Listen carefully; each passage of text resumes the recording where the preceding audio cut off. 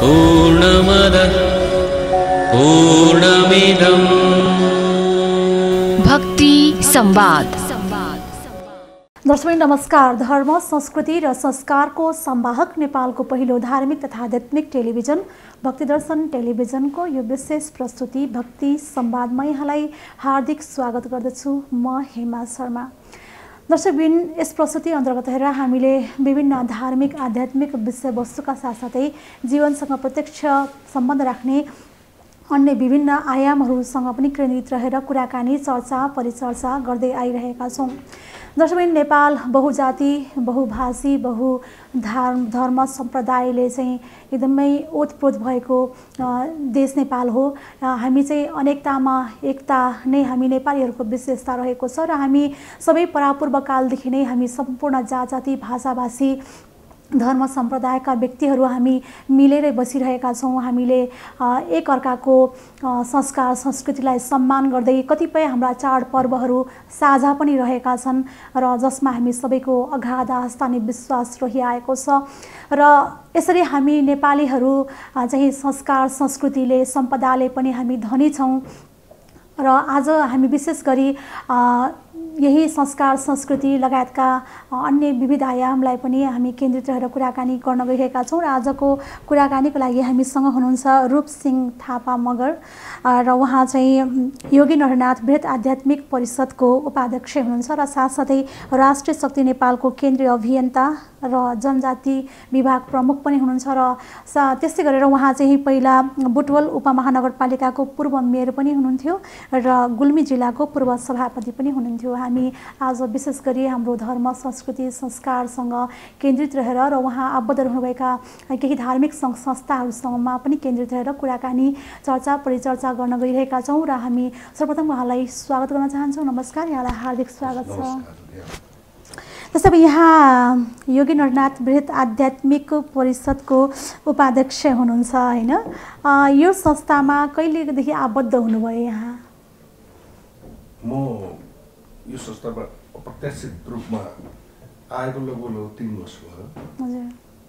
अब त्यतिखेरसम्म त भनौँ, किन भन्दाखेरि नेपालमा के छ छैन भन्ने कुरा पनि हामीलाई थाहा नै, किन हामी त एउटा गाउँको मान्छे, एउटा रिमोट एरियाको। त्यही पनि हाम्रो संस्कार कस्तो बसेको त भन्दाखेरि हाम्रो बाबुबाजेकै पालादेखि विदेशी लाहोर जाने, लाहोर हुने शब्द, भर्ती हुने शब्द, काठमाडौँ नेपाल भनेको टाढा कता जस्तो। मेरो बुवाले समेत काठमाडौँ अझैसम्म टेक्नु भएको छैन, पछि टेक्नु भयो। मैले यही धेरै समयसम्म टेक्नु भएको थिएन, धेरै समय रिटायर भएर आउनुसम्म टेक्नु भएको थिएन। त्यस्तै चाहिँ हामी पनि अब कलेज पढ्नुहोस् पनि थाहा थिएन काठमाडौँमा। काठमाडौँ आउनुभन्दा हामीलाई दिल्ली बम्बई जानु चाहिँ पर्थ्यो। त्यसैले गर्दाखेरि अब झन् अब बृहत आध्यात्मिक परिषद गोरखनाथ भने त के हो जस्तो लाग्थ्यो। त्यही राजनीतिक फिल्डमा काम गर्दा गर्दा काठमाडौँतिर आउने मौका मिल्दै गयो जाँदा म विशेष गरेर आध्यात्मिक चिजमा धार्मिक आस्थाको मान्छे, म एउटा धार्मिक परिवारको पनि मान्छे भएको हुनाले धर्मसँग म सानैदेखि नै एटेच थिएँ। आफूले धर्म कर्मको त्यो थेसिस अनुसारकै काम नगरे पनि आफूले भ्याएसम्मको बेलामा त्यसले बताएको बाटोहरूमा हिँड्ने प्रयास गरिरहेको थिएँ। त्यसैले गर्दाखेरि मलाई आध्यात्मिक परिषदको गोरखनाथ पीठका पीठाधीशले सायद त्यो नजरले हेरिराख्नु भएको रहेछ र उहाँले यसलाई यहाँको आवश्यक छ भन्ने सोचेर नै अप्रत्याशित ढङ्गले अचानकले, त्यो सोच्दै नसोचेको कुरा उहाँले महासचिव पदमा मलाई मनोनित गर्नुभएपछि म त्यहाँबाट आफै नै बडा अलमलमा पऱ्यो। म कहाँ बस्ने मान्छे, कहाँ मलाई किन यो गरेको, अब गुरुको वचन काट्न ठिकै छ, म जति सक्छु त्यति गर्छु भनेर मैले जनतामा 2 वर्ष महासचिवको पद सम्हालेँ। त्यसपछि गएको साउनमा अर्को अध्यक्ष भएर चाहिँ महासचिवको पद अर्कोलाई हस्तान्तरण गरेर उपाध्यक्ष पदमा छु। जस्तो अब गाउँले जीवनलाई यहाँले स्मरण गर्नु हुँदाखेरि चाहिँ होइन कसरी सम्झिन चाहनुहुन्छ? त्यहाँको संस्कार संस्कृति कला एकदम सोझो जीवन होइन, फेरि त्यसमाथि पनि एउटा प्रकृति पूजक, यहाँहरू त प्रकृति पूजक पनि हुनुहुन्छ होइन, कसरी व्यक्त गर्न चाहनुहुन्छ यहाँले आफ्नो सम्प्रदाय संस्कृतिलाई? मैले सानै भाग्यवश भनौँ या दुर्भाग्यवश भनौँ सानै उमेरबाट धेरै कुरा घरमा पनि सिक्ने मौका पाएँ। किन भन्दाखेरि मेरो बाजे नै ज्योतिष हुनुहुन्थ्यो। हामीलाई जैसी थापाको परिवारले भनेर चिनिन्छ भाषीतिर जुवानतिर। जुवान गाविस हामीहरूको ब्राह्मणहरूको गाविस भए पनि मेरो बाजे त्यहाँका पण्डितहरूभन्दा पनि ठुलो पण्डित हुनुहुन्थ्यो। त्यस कारण मैले धार्मिक विषयमा मैले लगभग बाजेको काखमा नै 3-4 क्लासदेखि 5-6 क्लास पढ्नसम्म रामायण महाभारतहरूको बारेमा त्यतिखेर नै मलाई बाजेले सुनाउनुहुन्थ्यो। त्यसपछि गएर पढ्ने सिलसिलामा अगाडि बढ्दै गयो। त्यसपछि देश विदेशहरू धेरै ठाउँ घुम्ने मौका पाएँ। म पनि गएर इन्डिया आर्मी पनि जोइन गरेँ। नेपालमै शिक्षक बनेर रोल्पा जस्तो ठाउँमा पनि पढाएँ पनि र बाहिर देशहरू पनि धेरै ठाउँ हेरेँ। त्यसपछि नेपाल जस्तो नेपालको नाम बाहिर हुने हेर्दाखेरि अहिले पो पुरा बेनाम भइसक्यो।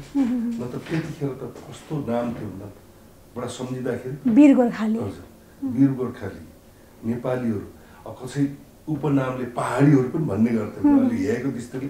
तर त्यो हेएको दृष्टिले भने तापनि उनीहरूले सम्मान चाहिँ गर्थे। पहाडीहरू उनीहरू खतरनाक होते हैं, सीधा ईमानदार भी होते हैं और खतरनाक भी होते हैं भनेर त्यसो उनीहरूले डराउँथे पनि सम्मान पनि गर्थे।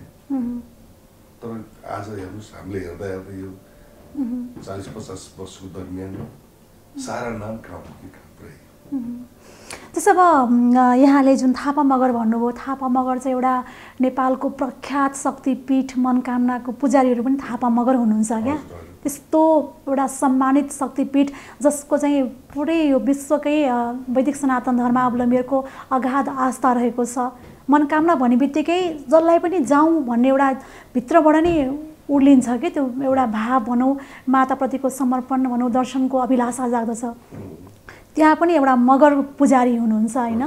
भने चाहिँ हामी नेपालीहरू चाहिँ सबैजना जाति भाषाभाषीहरू त मिलेरै बसेका थियौँ, राम्रै थियौँ होइन। मनोकामना मन्दिर जस्तो एउटा महान शक्तिपीठको पुजारी पनि थापा मगर हुनुहुन्छ। त्योसँग यहाँहरूको केही अट्याच छ कि कस्तो सम्बन्ध? एकदमै हामीहरूलाई विशेष गरेर मगरहरूमा हामीहरूलाई त्यसै मनोकामना मन्दिरको चाहिँ लखन थापासँगको पनि सम्बन्ध गाँसिएको छ। अब यथार्थमा भन्नु पर्दाखेरि 22-24 राज्यमध्येको एउटा राज्यको सन्तान पनि भनेर भनिन्छ हामीलाई। अब यो थापा भन्ने टाइटल त यो 1814 को अङ्ग्रेजहरूसँगको साँठगाँठपछि आएको टाइटल हो भन्छन्। तर त्योभन्दा पहिला हाम्रो टाइटल चाहिँ काला सारू हो र मनोकामना पुजारी काला सारू नै हुनुहुन्छ। र अहिले नेपालको धेरै जस्तो कोटहरू भएको ठाउँमा हाम्रै सन्तानहरू पुजारी हुन्छ। हाम्रो सन्तान पुजारी, त्यसपछि राजाको सन्तानबाट एकजना ठकुरी, त्यसपछि ब्राह्मण, वेद पुराणको तर्फबाट ब्राह्मण, 3 जनाले कोटहरू चल्छ। अहिले पनि 3 जना नै त्यहाँनिर समावेश गरिएको छ। हजुर, एकदम। र त्यसपछि काला सारूबाट प्रमोसन भएर कति थापा मगरमातिर गइरहेछ, कति थापा क्षेत्रतिर पनि रहेछ। त्यो अब उनीहरूको कर्म अनुसार बदलिएको कुरो। त्यसैले गर्दाखेरि हिजोको यस देशको सनातन संस्कृतिहरूलाई जोगाउनु, मान्नु र यो देशलाई, यो माटोलाई थाम्नुमा हामीहरू ठुलो हात थियो। र त्यसैले कस्तो स्वभाव थियो, कति आनन्दको स्वभाव थियो मुलुक। तर आज त्यसलाई च्याप्दै गयो। र अस्ति मैले जगमान गुरुङजीको भाषण सुने। अस्ति म लमजुङको कालीको कोटमा गएको थिएँ, मलाई निम्तो थियो। उहाँको भाषणमा के भन्नु भन्दा, पहिले हेर्दै बित्ति यो द्रव्य शाहको पालोदेखि चलेको मन्दिर कोट हो र यहाँ बलि हुन्थ्यो। बलि के को लागि भइन्थ्यो त भन्दाखेरि यही बलिबाट नै युद्ध सङ्ग्रामको सुरुवात, सिखलाई ट्रेनिङ। अरू चिज हामीसँग गोली गट्टा त थिएन, जागी चाँदमारीमा गएर ड्याङ ड्याङ बन्दुक पड्काएर सिकाउने हुन्थ्यो। र त्यतिखेर यस्तो अहिले जस्तो आधुनिक युग पनि थिएन। भाला खुकुरी, ठुलो हतियार हुने खुकुरी, नत्र भाला गुलीले लड्ने चलन थियो। तर रण सङ्ग्राम एक कोटबाट प्रशिक्षित गराइन्थ्यो। त्यो आलेमगरहरू त्यहाँबाट हराउनुमा अर्कोको दोष थियो कि उसैको दोष थियो भन्ने कुराको एउटा कुरो छ। विशेष गरेर मैले त अरूले हराउनु भन्दा पनि अरूले लखट्ने भन्दा पनि हामीहरूको संस्कार अलि बिगार्दै जाँदाले हामी आफै पलायन भएको इतिहासमा धेरै ठाउँमा देखेका छौँ। त्यसैले उहाँले जगमान गुरुङले यहाँ आले मगर हुनुपर्छ र कालीको मन्दिरमा त्यो पुजारी र राजाले बाहेक कालीको मूर्ति हेर्ने अधिकार थिएन पहिला पहिला। तर 46 सालपछि आएर जथाभावी भएको रूपमा जो पनि गयो हुन्छ जे पनि गयो हुन्छ जसो गर्नु हुन्छ भन्दाखेरि आज शक्तिविहीन हुँदै गएको छ। कालीको मन्दिर हेर्ने मूर्ति हेर्ने भनेको पण्डितले पनि हेर्न पाउँदैन थियो, ब्राह्मण पण्डितले। कालीले मद्यपान गर्नुहुन्थ्यो, त्यो इतिहास छ, धर्मशास्त्र बताउँछ। कालीले त्यसै सोमरसहरू भनेको यही मद्यपान हो। र कालरात्रिको दिनमा मगर पुजारीले पहिला गएर कालीलाई चढाउँछ। के चढाउँथ्यो भन्दाखेरि मद्यपान भनेको जाँड। यो चाहिँ तान्त्रिक पूजा अन्तर्गतका विभिन्न कुराहरू रहेका छन्। पहिला गएर मगर पुजारीले चढाउँथे भित्र गएर, पण्डित ब्राह्मण पण्डितले ढोकामा बसेर मन्त्र पढ्थे। तर अहिले आएर यो बौद्ध आएपछि बौद्धली व्यवस्थाको आगमनपछि नजिर नै छ भन्नुभयो उहाँले, त्यो हामीलाई ख्याल थिएन। बागलुङको एउटा सभासद जित्दै बित्ती म कालीको दर्शन गर्छु भनेर कालीले पस्न भन्दा पनि हुन्छ कि हुन्छ कि हुँदैन, फेरि पस्नु हुँदैन भने पनि विभेद गरेको जस्तो पनि हुन्छ मानिसलाई होइन। अहिले त्यस्तो उल्टो उल्टो कुरा लिएर तर उहाँले नमानेर गएर हेरेर आएर भाषण दिँदा दिँदै पल्टेर मर्यो जानुभयो भनेर उहाँले भन्नुभयो। यो कहाँसम्म सत्य हजुरहरूले त्यसलाई हेर्न सक्नुहुन्छ।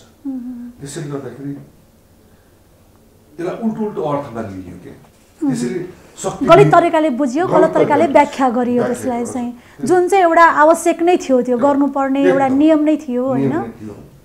त्यो नियमलाई अझै सूक्ष्म तरिकाले विश्लेषण गर्ने समयको सँगसँगै त्यो चाहन्न किन यस्तो भयो त, किन गरियो, किन जान पाइएन, उसमा चाहिँ के त्यस्तो छ, अथवा सकारात्मक तरिकाले बुझिएन, नकारात्मकताले बुझियो। अहिले पछिल्लो समय त यो चाडपर्वमा पनि एउटा हामीले मान्ने हामीले नमान्ने यस्ता खालका जुन एउटा भ्रान्तिहरू पनि पछिल्लो समय जुन फैलिएको छ नि। अब यहाँलाई म के भनौँ, म मगर सङ्घको अध्यक्ष मात्र हुँदैन थिएँ, म मगर सङ्घको अध्यक्ष भएको छु बुटोल नगरपालिका अन्तर्गत मगर समाजको। मलाई बनाइयो साथीहरूद्वारा। यदि म मात्र त्यहाँ 6 वर्ष मैले मगर सङ्घ चलाएँ, म मात्र हुन्न थियो भने हजुरले बुटोलतिर सायद कोही दसैँ तिहार मान्ने मगर भेट्न गाह्रो है। कारण चाहिँ कि यो बाहुनको चाड हो, यो हाम्रो होइन, यो हामीले मान्नुहुन्न भनेरै मगरमा त्यस्तो लहरो फैल्यो झन्झट। त्यहाँबाट छोड्दै छोड्दै गयो, कति हाम्रो आफन्तहरू छोडेका छन्। काज क्रिया गर्नुहुन्न, यो ठग्नलाई गरे हो, पैसा खानलाई गरा हो भन्दै गएर अहिले काज क्रियाहरू 13 दिन गर्ने मगरहरू कमै पाउनुहुन्छ। 9 दिन 7 दिन 3 दिन कोही गर्दैन। तर त्यो के थियो भन्ने कुरा त्यसले के अगाएको थियो त मुलुकलाई, त्यसले के गरेको थियो, त्यसमा कति विज्ञान कस्तो विज्ञान लुकेको छ, विज्ञान लुकेको थियो भनेर दुनियाँले चाहिँ नि जो विश्वको शक्तिशाली देशहरू भन्छ त्यसले हाम्रो संस्कारहरू खोजेर अध्ययन गर्छ, त्यो हेरेर यहाँ रमाउन आउँछ। 2-4 महिना भयो यहाँ कति अवलम्बन पनि गरेको छ नि। अब हामी चाहिँ नि यो गलत थियो, यो हामीलाई लुट्न लागि बनाएको थियो, यसले गर्दा हामीलाई चाहिँ पछाडि परियो, विभेद गरियो, यस्तो उल्टो उल्टो चिज लगाएपछि घरमै जब द्वन्द्व सिर्जना भएपछि त त्यहाँ शान्ति, त्यहाँबाट तपाईँसँग अरबौँ खरब रुपियाँ भने के गर्नुहुन्छ। यो त सुरुदेखिको नै संरचना त कस्तो छ, एउटा टोल बनेपछि एउटा टोलमा एउटै जातमा त कहीँ पनि छैन। त्यही वल्लो घर बाहुन छ, पल्लो घर क्षेत्र छ, वल्लो घर मगर छ, पल्लो घर शान्ति छ भने एक अर्कालाई हानाहान गर्नेको प्रवृत्ति सिकेपछि त तपाईँको धोकाबाट बाहिर निस्किनै गाह्रो भइसक्यो। आफ्नै टोल छिमेकमा पनि एउटा शान्तिको वातावरण हुनलाई गाह्रो भएको अवस्था छ। यो सबै आउनुको कारण चाहिँ कहाँबाट सुरु भयो, किन यस्तो भयो होला जस्तो लाग्छ यहाँको बुझाइमा?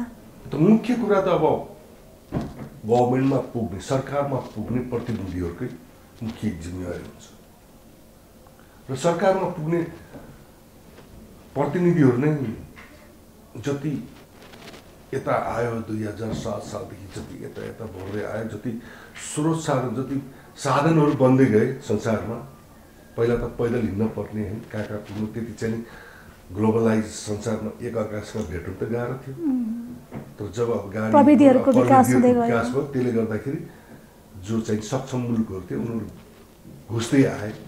घुस्दै आए हाम्रो पनि पुग्न लाए पुगेपछि हाम्रो चिजलाई हामीले छोडेर हामी उतातिर लागियो उनीहरूको चिज तत्कालै पाइयो हाम्रो दुर्गामी चिज थियो त्यो चिज हामीले ख्याल गर्न हामीले यहाँ त आटो ढिँडो भनेको खानै पढ्दै गएको हाम्रै जीवनकालमा देखेको 9-10 पढ्दै गयो 10-10 मास्टर गर्ने आटो खान्न ढिँडो खान्न सिस्नो खानुहुन्न जबकि ती कुराहरू हाम्रो स्वास्थ्यको लागि कति उपयोगी थिए हैन एकदमै त्यो त हामीलाई सृष्टिबाटै नै भगवानले नि सृष्टि गर्दाखेरि त्यो चिज दिएर गएको थियो यहाँको पब्लिकलाई यो चिज चाहिन्छ यहाँको मान्छेलाई यहाँको प्रकृतिसँग लड्नको लागि यो चाहिँ जाडो लाग्यो ढिँडो खानु कति स्वास्थ्य अहिले हजुरले विचार गरेर हेर्नुहोस् ढिँडो खानुहोस् हजुरले 2टा सिरक गर्ने ठाउँ एउटा सिरक गऱ्यो हुन्छ त्यो दिनमा र तपाईँको शरीरको आटो खानुहोस् दिनभरि भोकै लाग्दैन किन बजारमा पैसा खर्च गर्नु अब अहिले त्यतिखेर पाइन्न थियो अप्ठ्यारो स्थिति त्यही किसिमले बनाएको थियो त्यही किसिमले त्यसैमा मात्र अडेको भए हामी रुनै पर्दैन थियो आज दुनियाँभरको चिज खान्छौँ त्यसैले रोग बढाएको छ पैसा सकेको छ पैसा त आछ भनेछौँ 40,000 50,000 तलब छ त भनेको छ तर बुझ्दाखेरि अर्को दिन्छ 1,000 रुपियाँ अब त्यो अलि पछिल्लो समय डाक्टरहरूले पनि हैन यो नखानु यस्तो नखानु भनेर स्वास्थ्यको लागि जुन पहिलाकै अवस्थामा फर्काइरहेको अवस्था छैन त उसिनेर खानु त्यस्तो खालको स्थितिमा त हामी आइसकेका छौँ पहिला खाना उसिनेकै सरह त थियो नि स्वास्थ्य थियो बढेर मसलाहरू हाल्ने त्यो पछि त आएको मसला भए पनि गाउँका एकदमै जडीबुटीहरू हैन त्यस्ता खालका हुन्थ्यो एउटा आयुर्वेदिक कुराहरू हुन्थ्यो समावेश गरिएको हुन्थ्यो अहिले पनि भन्छ भोटे चिया भन्छौँ नुन हालेर दुध हालेर मह हालेर घिउ हालेर खान्छ पछि चियापत्ती हुने नहुने बाहिरबाट आयो त्यसले यो चिजलाई छोडिदियो जान्नेर अहिले पनि त्यही सुरु गर्नेछ जसको कारणले चाहिँ हामी आफैलाई त्यसले हानि गरिरहेको छ little knowledge is very dangerous भन्छ अनि लिटल नलेजमा हुँदाखेरि यो 20 40-50 वर्षको दरम्यानमा बिग्रियो अब त्यस कारणले अहिले आएर हजुरहरूले यो भक्ति दर्शन खडा गर्नुभयो यसले अब ज्ञानका कुराहरू आउनु थाले त्यस कारण यहाँलाई म यस संस्थालाई पनि धन्यवाद दिन चाहन्छु अघि पनि बाहिर भनिसकेँ यो चिज त सरकारले लिनु पर्यो तर सरकारलाई नै यही बाहिरबाट बिथुली दिएको थियो गोरखनाथ जस्तो पीठ गोरखनाथ जस्तो इतिहास त कसैको छैन त्यस्तो संस्थालाई त कहाँ पछाडि पारेर गोरखनाथलाई त राष्ट्रको गुरु नै भनिन्छ नि उहाँ त राष्ट्र गुरुको हालत हेर्छस् त अहिले जब सरकार राज्यले हेर्न पर्ने त्यहाँ त्यो हामी जस्तो मनमित भएको 2-4 जना बिचरा नाथ गुरुहरू र हामी जस्तो बाहिरबाट आएको पदाधिकारीले हेरेर कति सकिन्छ राज्यले हेर्नु पर्छ त्यो राज्यले त्यसलाई व्यवस्थित रूपले हेर्ने विश्व थर्कमान हुन्छ फेरि योगी नरेन्द्रनाथले थर्काएको इतिहास छ नि हिजोको त तर उहाँलाई नै पछाडि पार्नको लागि विदेशी लागे राज्य पनि विदेशी पछाडि लाग्नाले उहाँलाई जेल हाले राजाकै पालमा नि जेल हाले त्यसमा राजाको पनि केही गल्ती भयो कि जस्तै पहिलाको उसमा चाहिँ वीर गोरखाली हैन गोरखकाली भन्दै एउटा त्यो लडेको इतिहासहरू पनि हामीसँग छ एउटा ढुङ्गाको र यो खुकुरीको भरमा चाहिँ यत्रा ठुलठुला एउटा साम्राज्य त्यस्ताहरूसँग लडेको पनि हैन इतिहास छ नि हामीसँग भनेपछि ती गोरखनाथको त पहिलादेखि नै एउटा शक्ति प्रादुर्भाव उहाँको कृपा अनुकम्पा त पहिलादेखि नै महसुस गरिएको कुरा हो नि त हैन गोरखनाथको आशीर्वाद नपाउनसम्म कोही पनि सत्तामा पुग्न पाउँदैन कोही पनि अमर शासक बन्न सक्दैन शासक सत्तामा त पुग्ला कोही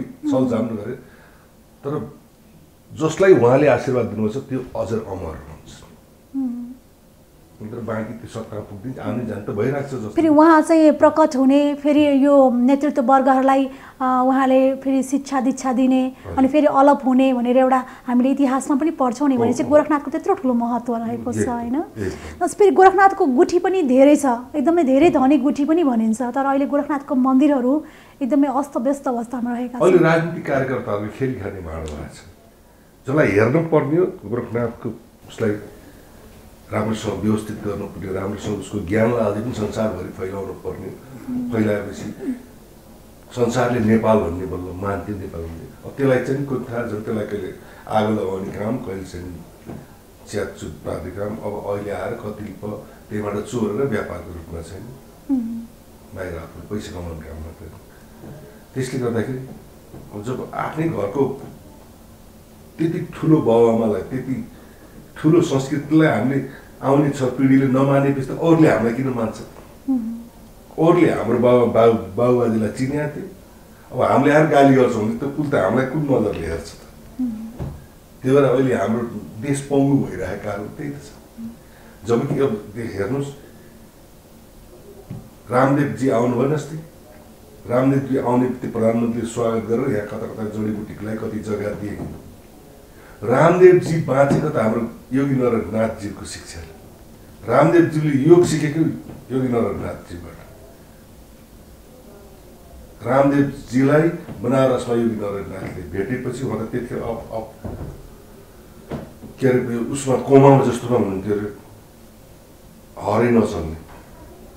उहाँको शिक्षाले उसले गरेर उहाँलाई भन्नु र उहाँलाई आज यहाँ ल्याएर त्यो उहाँलाई ल्याउनु त यहाँ त योगी नरनाथकै चलाउँछ र उहाँले आएर कदापि यहाँ राम्रो हुँदैन। किन त्यो भनेको उहाँभन्दा यहाँ ठुला विद्वानहरू छन् र के हुन्छ भन्दा फेरि अर्को कुरा, जो यहीँको विद्वान छ, यहीँका गुरुहरू छन्, तिनले बाल्यकालदेखि नै यहाँको चिजलाई चिनिसकेका छन्। रामदेवजीले त चिन्नु भएको छैन, त्यो उहाँले चिन्न त यहाँ कति वर्ष लाग्छ। त्यसैले उहाँको दबाईले पुरा यहाँको काम गर्न सक्दैन। यहाँ तपाईँ हेर्नुहोस्, मैले 4 साल भाषीमा हाम्रो शिव महायज्ञ लगाइयो 11 दिने। एकजना साथीले हाम्रो जडीबुटी सम्बन्धी, योग सम्बन्धी 1 घन्टा उहाँले कार्यक्रममा टाइम लिनुभयो। 2 दिन चलाउनु भयो, 3 दिन चलाउनु। त्यो चलाउँदा मैले यसो हेरेँ, मैले पनि त्यो कार्यक्रममा म चुप्प लाएर बसेर उहाँले विशेष गरी आयुर्वेदिक सम्बन्धी र उहाँ हुनुहुन्थ्यो तराईको, हुन पहाडी ब्राह्मण जाति भए पनि तराईमा बसेको हुनाले त्यहाँबाट उहाँले क्लास चलाउनु भयो। क्लास चलाउँदा मैले 2 दिनसम्म यसो अध्ययन गरेँ, त यो क्लासले त यहाँ पहाडमा काम लाग्दैन, किनभने उहाँ तराईमा बस्ने। उहाँलाई तराईको मात्र ज्ञान, उहाँलाई पहाडको जडीबुटी बारेमा थाहा नै। जस्तो तराईमा पाइने निम, पहाडमा त निम पाइँदैन, पहाडमा निमको ठाउँमा त अर्को चिज छैन। त्यस कारणले मैले हेरेँ यो ज्ञान यहाँ काम लाग्दैन। अब यहाँ काम लाग्दैन, त्यसैले गर्दाखेरि यहाँ नपाइएपछि निम खोज्नु त त्यहाँ मान्छे बिरामी भयो त निम खोज्नु त मधेस झर्नु पर्यो। मधेस झर्दाखेरि मधेसको मान्छेको चाहिँ नि पावर र पहाडको मान्छे पावर फरक छ, शारीरिक उसमा फरक छ। त्यो दबाईले काम न बरु त्यहाँको लागि त त्यही नै छ नि, निम जस्तै सिप्ली घान भन्ने छन्, खापरावर भन्ने छ कि निङ्लाको टुसाहरू, त्यहीको बारेमा पढाइदिएँ बोल्नु जान्थेँ। र मैले त्यो 3 दिनपछि उहाँलाई भनिदिएँ, प्लिज आजबाट रोकौँ यो कार्यक्रम, यसले यहाँ हानि गर्छ, यो तराईको लागि फाइदा रहेछ। तपाईँ जति चिज पढाउनु भएको छ तराईको लागि छ। यहाँ त यही पहाडमा ओल्लो पाखा र पल्लो पाखा फरक छ। यस्तो विविधताको देश हो। त्यो विविधतालाई जान्न सक्ने अति रमाइलो, अति राम्रो चिज छ। तर नजान्नाले यताकोले मै क्याप्चर गर्छु भन्ने, यताकोले क्याप्चर गर्छु भन्दाखेरि आज यो भइरहेछ। जस्तै त्यो धार्मिक ग्रन्थहरूमा पनि भनिन्छ नि, त्यो जहाँको व्यक्ति हो त्यसको लागि त्यही नै जडीबुटीहरू त्यही नै एउटा भइरहेको हुन्छ होइन, त्यसलाई चिन्न सक्नुपर्छ अनि त्यसलाई बुझ्न सक्नुपर्छ भनेर भनिएको छ नि त कतिपय ठाउँमा। एकदम त्यसैले गर्दाखेरि यो चिज संसारमा नपाइने चिज यही छ। यसमा चाहिँ एक अर्काप्रति द्वेष अथवा ईर्ष्या गर्नुभन्दा पनि वास्तविकता के हो त, के गर्दाखेरि राम्रो हुन्छ भनेर बुझ्नुतिर लाग्नुपर्ने जस्तो देखिन्छ होइन त। उसको मैले भन्छु के भन्दा उसको लुट दिन्छु, यसले उसको लुट दिन्छु भन्दा तिमीले आफ्नै ठाउँमा अझै राम्रो बनाऊ न। अझै राम्रो बनाऊ, प्रगति गर र केही ठाउँमा राम्रो गर, उसलाई इच्छा लागोस् कि हामी पनि त्यस्तै बनाऊ भनेर ऊ बनिन्छ भने त तपाईँ त त्यसै विजय हुनुभयो। तर आफ्नो राम्रो नगराउने, अर्काकोलाई ओभरल्यापिङ गरेर त्यसको खाइदिने हिँड्ने गर्दा यता आफ्नो मान्छेको थाहा छैन, अर्कोको त्यसै त सक्नुहुन्न नि तपाईँले। अर्कोको मासु त द्वन्द्व त हुन्छ। आज आफ्नो पनि बताउनु, अर्काको पनि बताउनु भइरहेको छ। त्यस्तो स्थितिको सिर्जना भएको छ। हुन्छ, थप कुराकानी हामी विश्रामपछि गर्नेछौँ। दर्शक पनि अहिलेलाई पालो भएको छ छोटो विश्रामपछि हामी फेरि पनि आउनेछौँ। हामीसँगै रहनुहोला। दर्शक पनि विश्रामपछि पुनः स्वागत छ। अहिले तपाईँ भक्ति संवादमा रहनुभएको छ र यस प्रस्तुति अन्तर्गत रहेर हामीले विभिन्न धार्मिक आध्यात्मिक विषयवस्तु, हाम्रो कला संस्कृति संस्कारका साथसाथै अन्य विविध आयामहरूमा केन्द्रित रहेर कुराकानी चर्चा परिचर्चा गर्दै आइरहेका छौँ। र आजको यो चर्चा परिचर्चा संवादको क्रममा हामीसँग रहनुभएको छ रूपसिंह थापा मगर। उहाँ योगी नरनाथ वृत्त आध्यात्मिक परिषदको उपाध्यक्ष र साथसाथै राष्ट्रिय शक्ति नेपालको केन्द्रीय अभियन्ता, जनजाति विभाग प्रमुख पनि हुनुहुन्छ र साथसाथै बुटवल उपमहानगरपालिकाको उहाँ पूर्व मेयर हुनुहुन्थ्यो भने गुल्मी जिल्लाको पूर्व उपसभापति पनि हुनुहुन्थ्यो। हामी फेरि पनि विश्रामपछि उहाँलाई स्वागत गर्न गइरहेका छौँ। फेरि पनि यहाँलाई स्वागत छ। त्यसैले हामी विभिन्न यो हाम्रो धर्म संस्कृति लगायतका विभिन्न विषयमा कुराकानी गरिरहेका छौँ। यहाँले जुन भन्नु पनि भयो, यहाँको हजुरबुवा एउटा ज्योतिष पनि हुनुहुन्थ्यो भनेर, होइन? यो हाम्रो चाहिँ यो ज्योतिष पनि एकदमै प्रख्यात रहेको छ कि कति पछि हुने कुराहरूलाई पनि अहिले नै हामीले त्यो ज्योतिषीय गणना अनुसार चाहिँ पत्ता लगाउन सकिन्छ, त्यो ज्योतिष उसबाट चाहिँ, होइन, विधाबाट। यहाँको हजुरबाहरूको पालामा चाहिँ के कस्तो खालको तरिकाको ज्योतिषको प्रभाव रहेको थियो? उहाँले के कस्तो खालको त्यति बेलामा कार्यहरू गर्नुहुन्थ्यो? मेरो हजुरबुवा आर्मीकै मान्छे हो। First world war second world war लडेकै मान्छे हो। सिपाही पेन्सन आएको। उहाँ भर्ती हुने बित्तिकै यस्तो ज्योतिषको फन्दामा पर्नु भएछ कि उहाँ ज्योतिषसँग बसेको हुनाले उहाँ 7 वर्षसम्म छुट्टी नै आउनु भएछ र सबैले छुट्टी घरमै आउनु भएन। जबकि जेठो छोरा, मेरो जेठो बुवा चाहिँ नि जन्मिँदै बित्ति बाजी चाहिँ भर्ती भएको थियो। तर जेठो छोरा 7 वर्ष हुनुसम्म फर्किनु भएन, हजुरबुवा चाहिँ नि आउनु भएन। त्यसपछि गाउँमा आउने साथीभाइहरूले गाउँतिर चाहिँ नि दलवीर थापा त जोगी भयो, त्यो त जोगीसँग हिँड्छ भनेर भन्थ्यो अरे। त्यसपछि छुट्टियाट फर्केर गएपछि फेरि हजुरबाबालाई ए जाने न, तेरो छोरा त हिँड्ने भइसक्यो, गाई चराउन हिँड्ने भइसक्यो, ठुलो भइसक्यो भनेर भन्थ्यो अरे। तर बाजेको आफ्नै लक्ष्य थियो होला भनौँ न। साधुसँग भेट भयो, अब साधुको उसमा परेपछि त्यसपछि आफ्नै हुँदै 7 वर्षपछि बाजे आएपछि अब यो दन्त्य कथा जस्तो पनि हुन जान्छ। म यहाँहरूलाई के भनौँ या नभनौँ, होइन? कतिपय कुरा भन्नु पनि भन्छन्, कतिपय नभन्नु पनि भन्छन्। बाजेले मैले शिव दर्शन पाएको बाबु भनेर भन्नुहुन्थ्यो। कसरी बाजे पाउनुभयो भन्दाखेरि म उहाँबाट जब सिकेर आएपछि हाम्रो काउले भन्ने जग्गा छ गाउँदेखि अलि एकान्तमा। त्यसपछि म परिपूर्ण भयो कि भएन त, मैले सिकेको पाठ क्लियर छ कि छैन भनेर त्यहाँ चाहिँ लेखेको मन्त्रलाई उहाँले चाहिँ परीक्षण गर्नको लागि एउटा स्वामीको बुट्टा मुनि बसेर माटो, त्यो जराको माटो निकालेर फुक्दै स्वामीको रूपमा हान्दाखेरि 3 चोटि हान्दाखेरि आगो बल्यो। जसै आगो बल्यो 100 गज पर लट्टा गुटेको जोगी चाहिँ ठ्याक्क देखियो। कमण्डल समातेको, त्रिशुल समातेको जोगी देखियो। देखेपछि बाजेको होस एक्कासी हराएछ। ल यो जग्गीहरू त्यही जोगीको होला, अब मलाई मार्ने। त्यतिखेर लाटो जमाना, बाजे दगुर्न थाल्नु भएछ। जति दगुर्यो भुइँसिन आइपुग्ने अरे। आफ्नो गोठमा आएर पनि बस्नु रहेछ बाजे। फेरि त्यहीँ बोलेनीमा आइपुग्नु भएछ। त्यहाँ बाजे त्यहाँबाट एक्कासी पाटा हुन्छ, बारीको पाटा काउला फङ्गाल्दै आएर काउली खोलामा आएर एउटा रौमा दुबुल्की मार्नु भएछ। दुबुल्की मारेपछि पानीभित्र कति बेर बस्न सक्छ मान्छे? 20, 25, 30 सेकेन्ड बस्नुभयो। त्यसपछि आत्तिँदै निस्किँदाखेरि शिवजी पल्लो रौमा हुनुहुन्थ्यो अरे। आधा ज्यान पानीभित्र थियो, आधा ज्यानमा त्यहाँबाट हात यस्तो गरेर शिवजी सट्टै हराइदिनु अरे।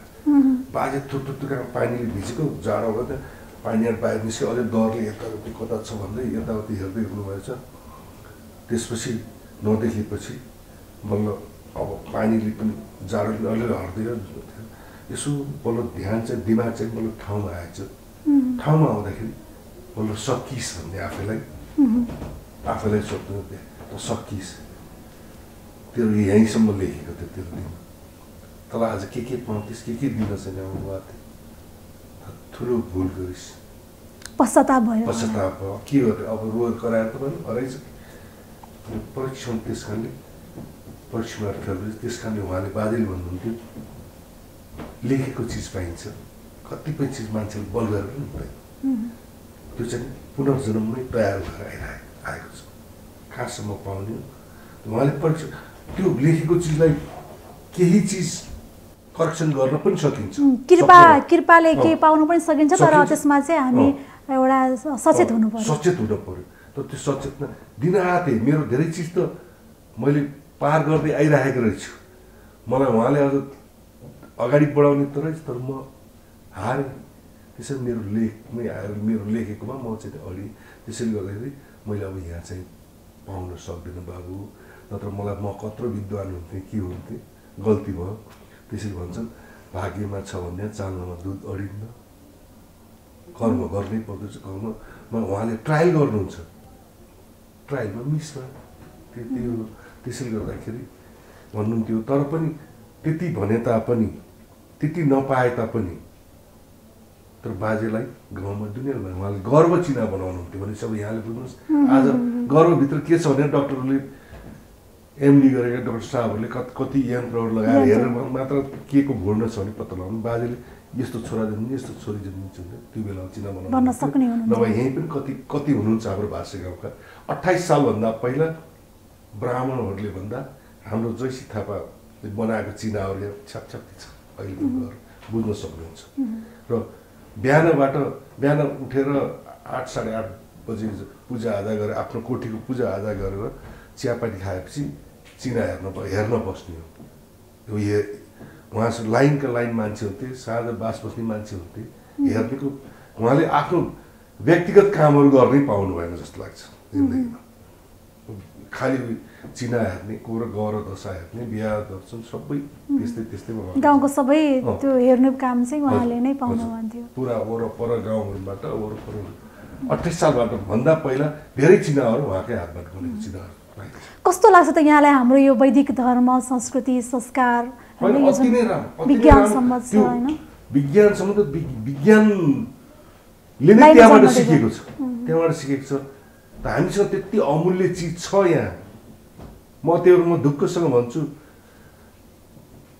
सत्यको विजय हुन्छ म सत्य त्यही भएर धर्म गरेर फल पाइन्छ पहिले म यो धर्म गरेँ यो पाउँछु भन्ने आशा नगर भन्छ नि कर्म गरौँ फल की आशा मत गरौँ भन्छ नि हिन्दीमा त्यस कारणले तपाईँले धर्म गर्नुभयो भने कर्म धर्मसँग एटेच कर्म गर्नुभयो भने फल अटोमेटिक पाइरहेको हुनुहुन्छ पाइराख्नुहुन्छ तर त्यो फल के हो त भन्ने कुरा तपाईँले कसैले बुझ्छौँ कसैले बुझ्दैनौँ कसैले फल भने के हो त भन्दा भर्खरै गाछ जस्तै नोट पाइयोस् चाँचोट भने जस्तो गाडी पाइयोस् भने त्यो मात्र फल त होइन फल भनेको धेरै चिज हुन्छ तपाईँले धार्मिक आस्था अनुसारको फल कर्म गर्नुहुन्छ भने त्यसले तपाईँको कतिवटा सन्तानलाई खानु पुगिरहेको हुन्छ पुस्तालाई तर तपाईँले धर्म बेगरको कर्म गरेर चोर चकार गर्नुहुन्छ सम्पत्ति त थुप्राइदिनुहुन्छ तर त्यो छोरा नातिलाई मुख देखाउन अप्ठ्यारो तत्कालको लागि त्यसले राम्रो गरस्तो देखे पनि पछि चाहिँ पुस्तालाई पनि अगाडि हजुर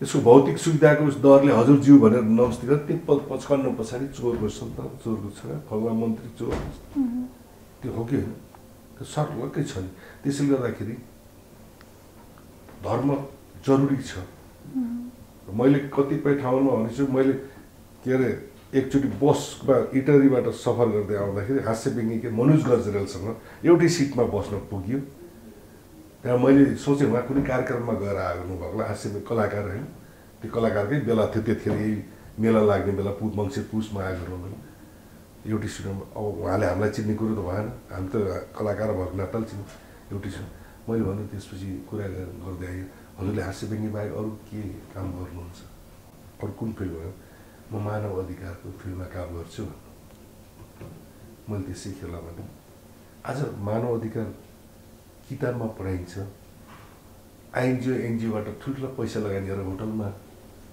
भाषण बाहेक चलाइन्छ पिज्जाहरू खाइन्छ बर्गरहरू खाइन्छ तर के समाजमा मानव अधिकारको व्याख्या भएको छ त सही छ जुन हिजो पढाइ भन्ने थाहा थिएन हाम्रो जिजुबाजीको पालोमा हाम्रो बाबुबाजीको पालोमा पढाइ त्यो मानव अधिकार सम्बन्धी पढाइ भन्ने थाहा थिएन तर व्यवहार पुरा थियो हामीले देखेको पायो प्र्याक्टिकली व्यवहारमा गरिन्थ्यो व्यवहारमा छर्लङ्ग बताइदिनु अहिले गएर मेरो पहाडको घर हेर्नुहोस् जङ्गलको छेउमा छ तलबाट भारी बोकेर आउने हो त्यही बाटो हेर्थ्यो हाम्रो घरको बाटो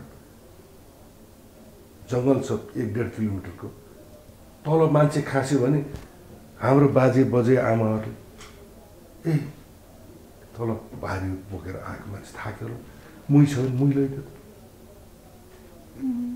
पानी मुही छैन पानी लैदियो सेवा ही परमो धर्म भन्छ रात पर्न लाग्यो भने ए मास्टर बस्ने घर छैन यहीँ बस्छ कहाँ जाने हो कहाँ पुग्ने हो भित्र पराउन भन्थ्यो तर आज मान्छे आयो भने हेर्न जाने कुरा छोड्ने मान्छे लुक्ने कुकुर फुकाइदिन्छ कस्तो कति डरलाग्दो अहिले त कुकुरदेखि सावधान भनेर हरेक घर घरमा देख्यो भन्छ कुकुर पनि छैन तर सावधान भन्ने बोर्ड टाँगेर बस्छ तर्साउने मात्र बेला कस्तो डरलाग्दो उल्टै कतै अब यो चौतारी अन्त कतै बास बसेको छ भने पनि लुटपाटको शिकार बन्नुपर्ने अवस्था रहेको छ अहिले त त्यो चौतारी हुने घडाहरू आजकल कता गए आजकल त घडाको पानी खाने घडाभित्र के हालेर राख्दैन भन्ने त्यो हिँड्ने मान्छेले पनि खाँदैन राख्ने कुरै छैन त्यो कतिसम्म रहन्छ भन्ने पनि ग्यारेन्टी भएन कति डरलाग्दो यस्तो कहिले कहिले त आफैलाई यस्तो सम्झिँदा यस्तो झसङ्ग कस्तो लाग्छ यो अहिलेको परिस्थिति परिवेशलाई सम्झिँदाखेरि यहाँलाई कस्तो लाग्छ के भन्न चाहनुहुन्छ डरलाग्दो स्थितिमा पुगिएको छ तर अझै पनि त्यति भएको छैन अझै पनि त्यस्तोमा के चाहिँ भइदियो हुन्थ्यो के गर्न सकिन्छ जस्तो लाग्छ यहाँलाई अझै पनि सकिन्छ अब अहिले धेरै पढे लेखेका जमातहरू धेरै कलेजहरू खुलेको छ धेरै पढे लेखेका भइसकेका छौँ अब सबैले यस्तै भनौँ भक्ति दर्शन जस्तो तपाईँहरूको जस्तो संस्थाहरू यस्तैहरूबाट प्रचार प्रसारहरू क्लियर रूपले हुने हो भने अझै सुटिङ केही पनि भएको छैन म मेयर हुने बेलामा मैले यहाँलाई बताइदिउँ म मेयर भएको केही दिन 2-3 दिनपछि मेरो एकजना साथीले तपाईँलाई कलेज जानु भन्नु त्यहाँ किन जानुभयो भनेर भन्नु उहाँले त्यो नराम्रो रूपले भने आएन मायाले गर्दा किन भन्दाखेरि माओवादीको त्यतिखेर त व्यक्ति थियो थाहा छ अहिले बुटोल जस्तो ठाउँमा दिनभरि बमबारी वारेर पारी डाँडामा नुवाको डाँडा पारी माथि डाँडा मकवानपुर डाँडा जतासुकै बम आज बुटोल हान्छ भोलि बुटोल हान्छ भन्ने व्यक्ति थियो त्यो साथीले मायाले किन गएको होला मर्ने भयो एउटा साथी किन जानुभयो तपाईँलाई कलेज जानु भन्नु मैले उहाँलाई भने हेर तपाईँले त त्यति अनुभव गर्नु म साथी विदेशतिर त्यति डुल्नु भएको थिएन म जस्तो लाउरे साउरी भएको होइन मैले भने हेर्नुहोस् हामी एउटा परिवार पाल्न आफ्नो जिन्दगी पाल्नको लागि पाकिस्तानको बोर्डर इन्डियाकोमा भर्ती गरेर पाकिस्तानको बोर्डरमा गएर 2000 तलबको लागि पाकिस्तानको बोर्डरमा गएर रातभरि हिउँमा शीतमा रातभरि ड्युटी गरेको यही आँखादेखि यही ज्यानले पनि गरेर पाकिस्तानको बोर्डरमा सिक्किमको बोर्डरमा त्यस्तो स्थिति पनि भोग्दै आएको तर आज त्योभन्दा खतरनाक स्थिति देशभित्र प्रवेश गर्दैछु त्यसैलाई बचाउनको लागि म यहाँ आएको अरू मलाई राजाले ल्याएको छैन मलाई कसैले ल्याएको छैन मैले त्यो स्थिति देखाएको छु त्यो स्थितितिर अब यति भयावह स्थितितिर जाँदैछ मुलुक यदि यही किसिमले गयो भने भन्ने देखेर आएको म अन्यथा के गर्न आएको कसैले ल्याएको त्यहाँबाट मलाई मैले यो अर्को शब्द मैले के भन्दै थिएँ उहाँलाई अहिले पनि उहाँलाई सोध्नु होला म त्यो नाम नभनौँ त्यो उहाँले यो हेर्नुभयो भने उहाँले आफै त उहाँलाई मैले के भन्दै थिएँ मलाई मर्नदेखि डर छैन मर्ने त जन्मिने दिनमै लिएर आइसकिया छ त्यही दिन कतिखेर जन्मिने कतिखेर मर्ने भन्ने कुरा मेरो लेखेर आइसकिया छ हो मैले त्योभन्दा कतै ज्यादती गरेँ भने चाँडै मर्न सक्छु त्यो अलग कुरा तर म त्यस्तो ज्यादती गर्दिनँ मैले धर्म कर्मलाई छोडेर मैले अपवाद त लिँदैन त्यसैले गर्दा उहाँले दिएको पिरियडसम्म जरुर बाँच्छु भन्ने मलाई विश्वास छ र अर्को रहेको कुरा मार्ने भन्ने कुरा तपाईँले मार्न सक्नुहुन्छ तर अरूले मार्न सक्दैन तपाईँ मेरो साथी हो तपाईँमाथि म विश्वास गर्छु विश्वास गर्ने साथीले मार्छ त मेरो के लाग्यो तर अरू दुश्मनले म रूपसिंहलाई मार्छु भनेर अगाडि आउँछ भने त्यसले 100 बार सोच्नुपर्छ कि रूपसिंह भनेको के हो। रूपसिंह जति सोझो छ त्यति हराम पनि छ। रूपसिंहले ट्रेनिङ गरेको छ, आर्मी ट्रेनिङ गरेको छ, आर्मी मध्येको अझ उच्च ट्रेनिङ CIJW स्कुल भन्छ, काउन्टर इन्सर्जेन्सी वारफेयर स्कुल भन्छ, जो यहाँ माओवादीसँग लड्ने युद्ध जस्तै इन्डियामा टेररिस्टहरूसँग लड्छ, त्यस्तो स्कुलको एउटा सिपाही हो। त्यसैले म माओवादी मित्रहरूलाई पनि भन्ने गर्थेँ, यहाँ 10औं लाख भुपुहरू छन्, India army, Nepal army, British आर्मीबाट रिटायर भएका अन सर्भिसमा, तर त्यसमध्येको म एउटा अलगै त्यस्तो खालको आर्मी हो। 10औं लाखमा एक दुईजना मध्येमा पर्छु। त्यसैले म खेलवाड, मैले जीवनमा कहिले पनि खेलवाडसँग हिँडेको छैन। हजुरले चाहिँ सच्चा कर्म गर्नुपर्छ, हेर्नेवाला छन्, माथि छन् भनेर भगवानप्रतिको आस्था विश्वासको कारणले यहाँले त्यो तरिकाले आफ्नो प्रतिक्रिया दिनुभयो। त्यसो भए यहाँ योगेन्द्रनाथ बृहत आध्यात्मिक परिषदको उपाध्यक्ष हुनुहुन्छ, त्यो सँगसँगै एउटा पुस्तकालय पनि छ त्यहाँ, योगेन्द्रनाथको पुस्तकालय, त्यसबारेमा के भन्न चाहनुहुन्छ? त्यसलाई अहिले पनि म भन्छु, त्यसलाई सरकारले नै बहुत राम्रोसँग सुरक्षित गर्न सक्नुपर्छ। सरकारले त्यसलाई सुरक्षित गर्न के कस्ता कुराहरू समावेश गरिएका छन् त्यहाँ, संरक्षित छन्? त्यो त यो लोकलाई नै, यो देशलाई मात्र होइन, यो धरतीलाई नै बचाउने त्यहाँ हर चिज ज्ञानको भण्डारहरू छन्। यो सृष्टि नै कसरी भएको छ, सृष्टिलाई नै जोगाउने चिज छ, त्यो मामुली चिज छैन। तर त्यसलाई अध्ययन गर्नु पर्यो। कति कति भाषामा छ त्यहाँ, एउटा भाषामा छैन। एउटा योगी नरेन्द्रनाथले कतिवटा भाषामा लेख्नु भएको छ। अब त्यो आज त्यो सबै उहाँले लेखेको एउटा किताबलाई व्याख्या गर्नको लागि 6-7 किसिमको विद्वानहरू चाहिन्छ। अक्खा लिपि अलग छ, उहाँको चाहिँ पश्चिमी भाषा अलगै छ, हिन्दी अलग छ, मैथिली अलग छ, एउटा किताबभित्र यति महँगा र ती सब यति अमूल्य चिज छ। तर त्यसैलाई भत्काउन विदेशीले रोल खेलेका रहेछन्। त्यो हाम्रो यहाँको चाहिँ नि राष्ट्रवादी बनाउँदा राष्ट्र बनाउँछ भन्ने नेताहरूले त्यो नबुझेर उल्टा उल्टा खेल्दाखेरि, इभन त्यो चाहिँ नेताहरूले मात्र होइन, त्यो दरबारबाट पनि त्यो खेलिएछ, अन्जानमा हो या जानमा हो, जसले गर्दा विभिन्न पक्षबाट विभिन्न उसबाट चाहिँ प्रहार भयो। र अब यसलाई कसरी सुरक्षा र यसलाई कसरी अगाडि बढाउन सकिन्छ, किनभने त्यहाँ त अमूल्य, यहाँले पनि भन्नुभयो जुन अमूल्य भण्डारहरू छन् होइन, लोकलाई नै काम लाग्ने कुराहरू त्यहाँ सङ्ग्रहित रहेका छन्, त्यस्ता दिव्य ज्ञानहरू रहेका छन् होइन। अब यसलाई चाहिँ कसरी अगाडि बढ्दै हुनुहुन्छ यसको संरक्षण गर्नको लागि यहाँहरू? संरक्षण गर्नु अब सबभन्दा अहिलेको युगमा सबभन्दा ठुलो भनेको अब स्रोत नै रहेछ, आर्थिक नै स्रोत रहेछ। अब यति अब आर्थिक स्रोतको वास्ता नगर्ने भनेको कस्तो नाथहरू मात्र हो बिचरा। नाथहरू पनि त्यस्तो योगी नरेन्द्रनाथ जस्तै सबै त त्यस्तो छैनन् होइन। त्यस योगी नरेन्द्रनाथ ज्यूको उसमा पुग्नको लागि त अलिक प्रयास गरिरहेछन्, नत्र कतिपय अझै टाइम पास गर्नको लागि कतिपय के विरक्त भएर नाथ भएको छन्, कोही के भएको छन् होइन। त्यसले गर्दा पनि त्यहाँ पनि मिक्सिङ उस छ। तर त्यहाँका सही उसलाई सही फेसिलिटिजहरू दिएर उहाँहरूको त्यो शक्ति, त्यो ज्ञान उहाँहरूले प्रष्ट रूपले चाहिँ राख्न सकुन्, त्यसलाई चाहिँ सुरक्षा गर्न सकुन्। र त्यो सुरक्षा गर्न के आधार चाहिन्छ, सरकारले चाहिँ त्यसको व्यवस्था गरिदिनु पऱ्यो। र अर्को कुरा गयो बाहिरी भौतिक चिजका कुराहरूमा सरकारले नै मिडिया दिने, त्यहाँ त्यसको डकुमेन्ट्रीहरू बनाउने विधि, अब किताबहरू छाप्ने, त्यो गुरुको किताबहरूलाई 572वटा किताब गुरुले लेखे किताबहरू छ, जसमध्ये मुख्य किताबहरू अहिलेसम्म निकाल्नै सकिएको छैन। म 2 वर्ष बसेँ, आर्थिक अभावले त्यो व्याख्या गर्न गाह्रो छ एउटा किताबको। अब त्यो आजकल कुनै पनि प्राध्यापकहरू त छन्, विद्वानहरू त, तर अब नयाँ ठिटाहरूमा छैन ज्ञान। पुरानाहरू मृगस्थली जान सक्दैन, उकालो ओह्रालो हिँड्नै दौ, रिटायर भएका मान्छे हो। मृगस्थलीले आउनुहोस् भनेर दिन सक्ने छैन फेरि आर्थिक उस, त्यसैले गर्दा अड्किरहेको छ। त्यसकारण कोष हुने बित्तिकै त ती रिटायरमेन्टहरू प्राध्यापकहरूलाई कि त माथि पुग्ने स्रोत साधन दिन सक्छ, विभिन्न सहज वातावरणहरू प्रदान गर्न या त माथिबाट तल चाहिँ व्यवस्था गरेर तल बसेर गर्न सक्यो। किनभने उहाँहरू पनि त परिवार सञ्जाल छ, उहाँहरू पनि जीवन छ होइन।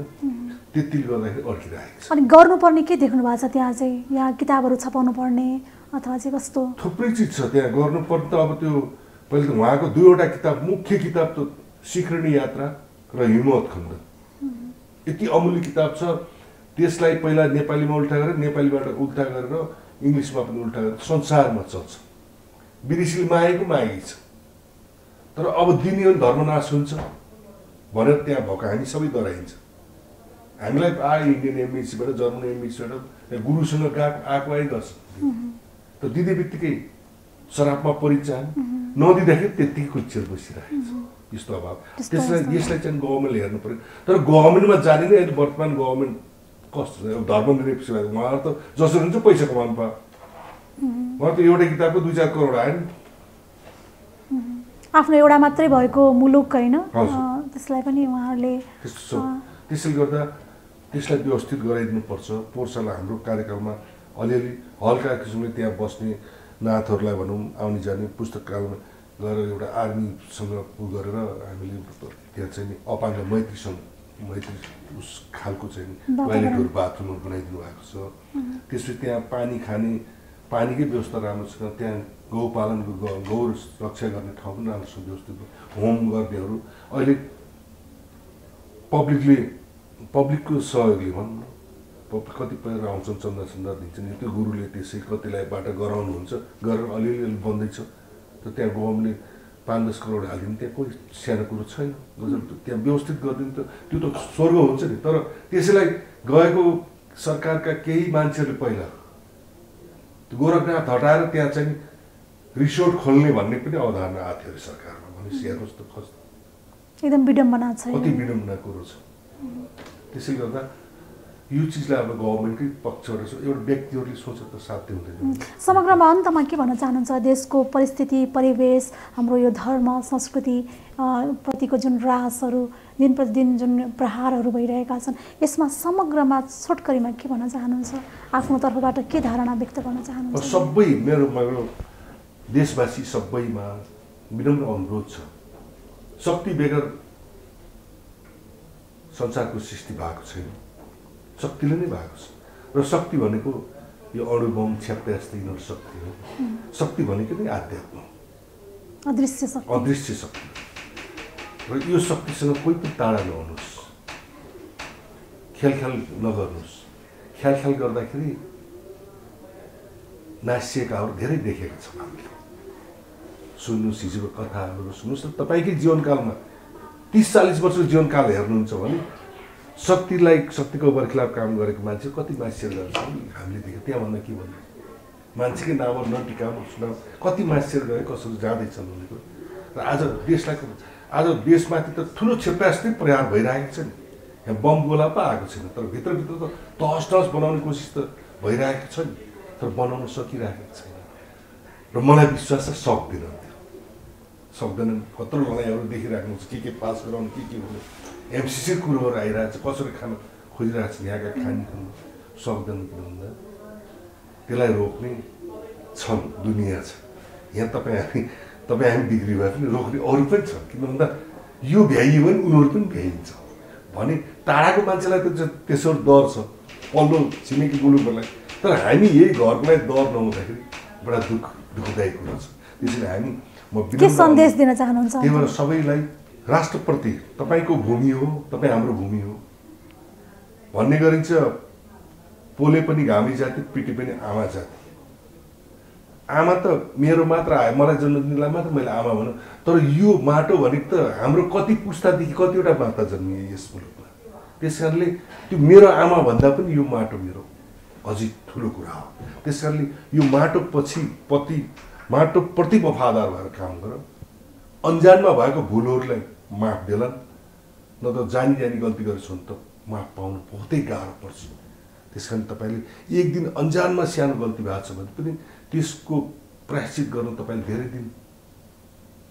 धेरै दिन परिश्रम गर्नुपर्छ त्यसैले त्यो एक दिन पनि गल्ती हुन नपाओस् भन्ने हर ठुलोले हर घरका मुलीले सोच्ने गरेर मेरो बच्चाबाट मबाट गलत नहोस् मेरो बच्चाबाट गलत नहोस् मेरो नातिबाट मेरो पलातीबाट गलत नहोस् तर तपाईँले नै गलत सिकाउन जाँदा त के हो त भन्दा भन्ने कुरा गरिन्छ नि जुन कुलले छोरा पाएपछि कुल रहन्छ भनेर त कुलैमा हाँस्ने काम चाहिँ आफैबाट मुलीबाट हुन्छ भने त्यहाँबाट कहाँबाट तपाईँको रक्षा हुन्छ त्यसो त्यस्तो हालतमा देश गइरहेछ त्यस कारणले त्यसमा नाति दुःख त दुःख त जीवनको साथी हुन्छ। दुःख भने के हो? भात खानु सुख हो रे, आटो खानु दुःख हो भने कस्तो दुःख कुरा। ढिँडो खानु दुर्भाग्यको, पहाडमा जन्मिनु दुर्भाग्यको। पहाडमा जन्मिए थियौँ न हामी बहादुर कहलाएको, हाम्रो पुर्खा बहादुर भएको त पहाडमा जन्मिएर। सहरमा भएको भए अङ्ग्रेजसँग लड्न सक्थ्यो। व्याख्या सोच्नुहोस् त एउटा कुरा। हुन्छ, यहाँको महत्त्वपूर्ण समय र संवादको लागि धन्यवाद छ यहाँलाई। हस्, यस भक्ति दर्शन टेलिभिजनका सम्पूर्ण अभिभावकहरूलाई पनि मेरो नमस्कार छ। यहाँप्रति आभार व्यक्त गर्न चाहन्छु। आफूले जाने नजानेका दुई कुरा राख्न दिनुभयो। सायद यसले समाजमा देशमा राम्रै प्रभाव देला र कतिपय कुराहरू मबाट गल्ती हुन गएको भए पनि म क्षमा प्रार्थी क्षमा याचना गर्न चाहन्छु भन्दै यहाँबाट बिदा हुन चाहन्छु। हुन्छ, हस्, धन्यवाद छ। दर्शक, तपाईँ भक्ति संवादमा रहनुभएको छ। यस प्रस्तुति अन्तर्गत रहेर हामीले धार्मिक आध्यात्मिक विषयवस्तु, हाम्रो संस्कार संस्कृति जीवन जगत लगायतका विविध आयाममा रहेर केन्द्रित रहेर पनि हामीले कुराकानी चर्चा परिचर्चा गऱ्यौँ। दर्शकबिन, हाम्रो धर्म संस्कृति अनि संस्कार हामी वैदिक सनातन धर्मावलम्बीहरूको हाम्रो पहिचान हो र यसमा नै यसको पालनामा नै हाम्रो धर्म संस्कृति संस्कारको अवलम्बनमा नै हामी सबैको चाहिँ लाभ अथवा चाहिँ पुण्य अथवा चाहिँ हाम्रो लागि यो राम्रो रहेको छ र हामीले आफ्नो धर्म संस्कृति संस्कारको अवलम्बन गरौँ भन्ने यहाँहरूमा आफ्नो भाव व्यक्त गर्दै आजको लागि भक्ति संवादबाट सम्पूर्ण टिम लगायत म हेमा शर्मालाई पनि बिदा दिनुहोस्। यहाँहरूको हरेक पल शुभ रहोस्। नमस्कार। पूर्णमदः पूर्णमिदं भक्ति संवाद।